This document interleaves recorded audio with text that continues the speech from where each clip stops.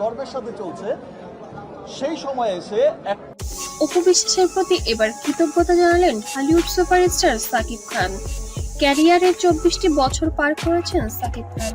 ঢালিউড চলচ্চিত্রে টানা 2 যুগের রাজত্বকারী নায়কের রেকর্ড করেছেন হলিউড সুপারস্টার। একটা বাজে মহল, খারাপ মহল সবসময় চায় যে আমাদের সিনেমা যেন ধ্বংস হয়ে যায়, আমরা যেন ভালো সিনেমা না বানাতে।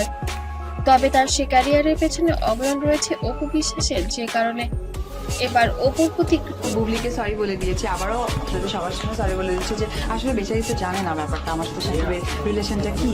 কৃতজ্ঞতা জানিয়েছেন স্বামী সাকিব খান। তাই তার বিস্তারিত জানতে একটি মুহূর্ত না টেনে সম্পূর্ণ ভিডিওটি দেখবেন। আমার তো কেন, আপনি বিয়ে করে আপনি হানিমুনে যাননি, আপনারা বিয়ে করে আপনার বউ নিয়ে যাননি, দুটো সেলফি দেন না? আমার কি ইচ্ছা হয় না যে আমি সাকিবকে নিয়ে এতবার কক্সবাজার গেছি, হাজারটা মিথ্যে দিয়েও কি একটি সত্যকে ঢেকে রাখা যায়? শত জল্পনা কল্পনার পরে এবার প্রকাশ্যে এলো সাকিব অপুর ব্যক্তিগত সম্পর্কের চাঞ্চল্যকর তথ্য। ব্যাংককে গেছি, সিঙ্গাপুরে গেছি, মালয়েশিয়াতে গেছি, আমার কি মনে হয় না যে আমি তার সাথে একটু ঘুরি, 1 ঘন্টা ঘুরি, এই প্রোডাকশনের লোক দেখে যাবে আমি ঘরে যাই।